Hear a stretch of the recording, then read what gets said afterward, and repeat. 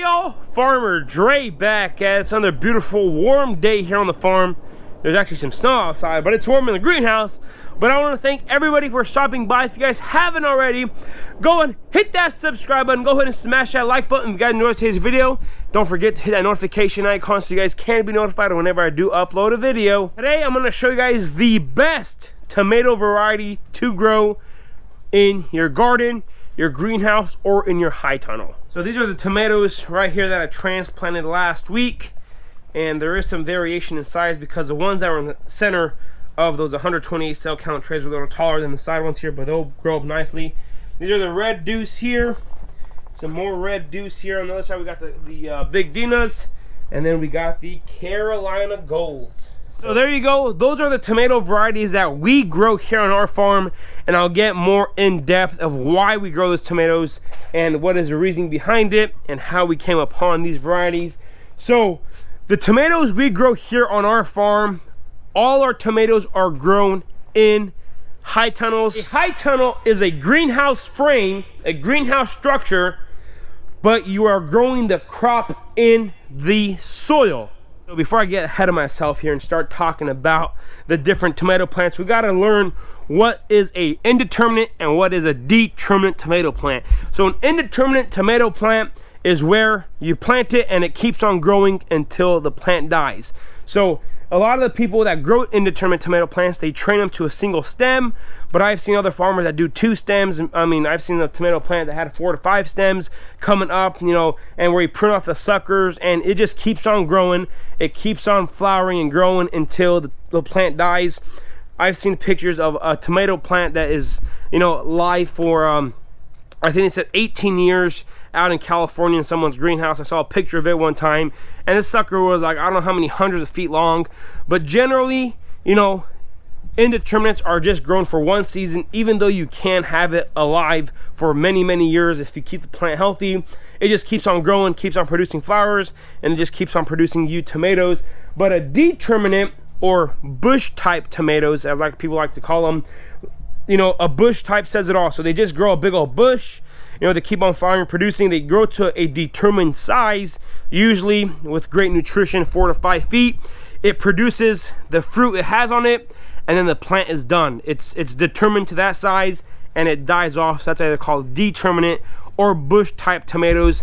And with the determinate tomato plants, you know, there's a very little pruning you have to do. Usually you just prune the bottom suckers, you know, up to the first flower cluster. And once you prune up to that first flower cluster, you're done pruning and just kind of treat it as a bush. So there's many different trellis systems you can use. We use the Florida weave method where you put a T-post, you know, every 2 or 3 plants, and you just make sure whenever you stake them up, just keep those plants from falling out in the middle of the rows. But on the indeterminate tomato plants, the ones that keep on growing and growing and growing, a lot of the, like I said earlier, a lot of those guys who grow them, you know, they train them to a single stem, so they just have one string going up and they just keep on clipping that tomato plant to that wire or the string and just keep it one stem going all the way up. How I came upon these varieties, whenever we got our first high tunnel up in 2000, and we put it up in fall of 2017, and then the spring of 2018 I grew my first crop of tomatoes. And whenever we first planted or built our high tunnel, not planted, of course I planted tomatoes later, but whenever we first built our high tunnel, I went and talked to other farmers at the farmers market. At that time we were going to farmers market with our apples and peaches and the other crops we were growing, but we haven't yet had tomatoes. So I was talking to other farmers at the farmers market, talking to other specialists, and you know, seeing what varieties they were growing. And every single farmer that I talked to grew a different variety of tomatoes. Nobody was growing the same variety over and over again. And I was like, man, how am I supposed to choose a variety that works well for me? So then in spring of 2018, it was more like the winter, you know, this February 1st came around, and I went ahead and planted my first crop of tomatoes. And I did plant a few different varieties. I remember I tried Big Beef, I planted these Red Deuce, I tried some Carolina Gold, I planted some Celebrities, and just a variety of tomatoes that other farmers were growing and that had great success with them. So I was like, hey, I'm new to the tomato growing game. I don't know too much about it. Let me just go ahead and try a lot of different varieties to see what works. I was a sophomore in college at the time. I was studying horticulture. I thought I knew how to grow any plant out there. I knew how to grow tomatoes, and boom, when it comes to harvest, you know, I was like, man, what's going on? You know, these big beasts are decent tomatoes. You know, they're cracking. A lot of physical issues with the tomatoes, and you know, with the indeterminate tomato plants, you know, I was like, man, I'm not really a big fan of these. The one thing that I really found success in is these Red Deuce in my first year. Whenever you are choosing your variety, make sure you pick the varieties that are either determinate or indeterminate. You know, you got to know which ones are which, so you could be able to determine which variety plant you're going to plant. And once you figure out if it's going to be a determinate or indeterminate, now this is where it gets fun, and you go ahead and start choosing the varieties that you want. So over here I have a Johnny Seed catalog 2021, and you know, this is Johnny Seeds is probably the most, you know, everybody in our area uses Johnny Seeds for something, and they send me a catalog, so I'm going to use it for this video. We don't buy all of our tomato seeds from here, so you know, they might not have the tomato varieties that we have. But if you look in a catalog here, you know, every one of these is a variety. Look how many hundreds of varieties there are here. But whenever you are looking, look for high tunnel and greenhouse tomatoes. They also have field tomatoes. Then you get into your, you know, you got indeterminates, and you know, determinants, and then smaller fruiting. So there's hundreds, and you got your heirlooms. There's so many different types of tomatoes here. So the thing to remember whenever you are looking for tomato variety is, do you want the hybrids or do you want the heirloom tomatoes? And it just this all comes down to your market and what your customers want. If you're able to cater to a heirloom market, you know, go for it. You know, there's plenty of really good heirloom varieties in there. But for us here on our farm, and for me, we only grow the big slicer tomatoes. Generally, they are a hybrid tomato. They're just a round red and yellow tomatoes. We got the Carolina Golds. Can't forget about these ones too here right now. So, no, we're just a round, basic tomato. If you are looking for the heirloom varieties, you know, like I said, they work out really well if you're able to grow them and sell them. They're a little more finicky because they don't have the disease resistance. So a lot of the guys who do grow heirlooms, they do graft them, and I can make a whole video about grafting tomatoes. I'm actually going to do a little bit of grafting tomatoes here coming up in the future months here, so guys, stay tuned for that. But so now, once you have determined that, and you know, hey, if I'm going to go the big slicer way, then you already found out if you're going determinate or indeterminate. So then you come to the catalog here, and then you look for, you know, you got the greenhouse and high tunnel types there. So let me see if I can find big, there's some big Dinas right here. There you go. That's what I have right there. That's what those are right there. These are big Dinas. And then every single one of these small letters and numbers there, that is the disease resistance. First of all, it starts off with 77-day variety and all those. And then, of course, they have what that means. So, you know, and then it says, you know, vigorous plant, open producer, high yields, you know, 8 to 12 ounces. So it's a really good tomato. And then, of course, you got your big Dinas right there in the catalog, and they show all kinds of different stuff. So these are just the high tunnel greenhouse varieties.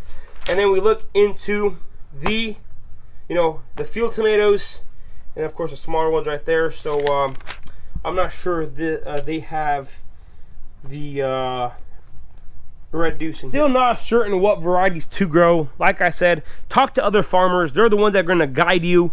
And you know, you're not going to plant a tomato that nobody ever grows, because there's obviously, you know, you could take the risk and try a couple plants, but you know, you got to see what the customers want. And at the end of the day, us farmers, we get to do whatever we want. But if we can't sell our product, that's the biggest thing. You got to be able to sell those tomatoes to be able to make some return on the farm. And if you don't have a product that the customers want, there's no point for us even start tomatoes. So that's the biggest thing for us. We got to listen to the customers and see what they want, and then we go ahead and grow them those tomatoes for them. So I didn't find any of the Red Deuce in this catalog, and I don't think they carry Red Deuce, but I know Harris Seeds has and then some other varieties. I'm gonna go ahead and leave a link to the Carolina Golds and the Red Deuce down in the description box below. So if you guys want those two varieties in particular, go ahead and check that out.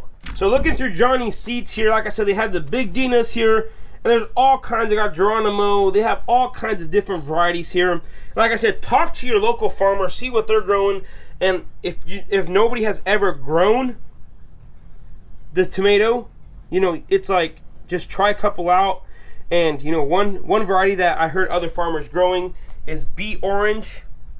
And B Orange, you know, it's an expensive tomato seed for 130 seeds. For 100 seeds, it's $130. Same thing like the Big Dinas.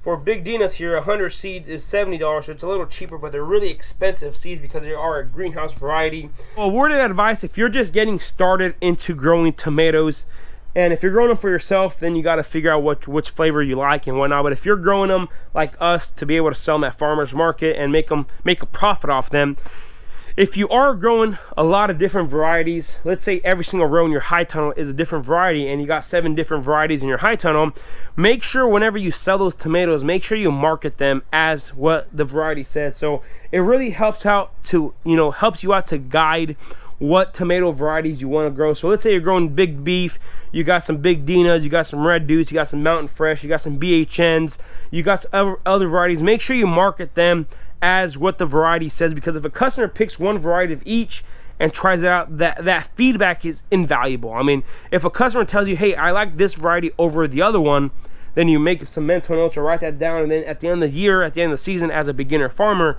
like, okay, what did people like and what variety am I going to grow in the future? And it's like anything else, it's part of the growing pains of a farm. You know, like I said, without our customers, we wouldn't have a business. So they're pretty much the driving factor of us even growing tomatoes. In years past, on my experience here, last 2 years I only grew these Red Deuce as my only red tomato. And as you guys know, we're trying to get tomatoes about the first week of May. That's my goal. And doing that, I was talking to other farmers and they say, hey, why don't you try some Big Dinas, because you're able to produce the tomatoes about 2 weeks earlier than the Determinate tomato plants. So I'm planting 3 rows of the Big Dinas, and I'm already, you know, I already know that it's going to take a lot more time and energy to stake them and prune them. But if I'm able to have really good quality early tomatoes, and you know, if the customers like them, of course I'm gonna continue growing them in the future. But like I said, this is my 4th year growing tomatoes, and I'm still experimenting. I'm still trying to figure out, hey, what variety is better than the Red Deuce, and if it's not, I'm gonna continue growing those Red Deuce. But it's always trying to learn and teach, and always trying to progress my education in the tomato variety and cultivars. And there's all kinds of different varieties coming out. So, you know, I might try some of those BHNs this year. I might try grafting tomatoes. So all kinds of different stuff going on here. So whenever it comes down to it, if you're selling tomatoes for a profit, listen to your customers. I really hope this helped out some whenever you are choosing tomato varieties. Like I said, we grow Big Dinas, Red Deuce, and Carolina Golds. Those are our go-to varieties whenever growing tomatoes. And you know, I'm always going to try to experiment and learn in the future, so stay tuned for that. But this is going to be pretty much it for today. If you guys haven't already, go ahead and hit that subscribe button, go ahead and smash that like button. If you guys enjoyed today's video, don't forget to hit that notification icon so you guys can be notified whenever I do upload a video. I want to say thanks for watching up to this point. You guys have a good day, and we will see you next time.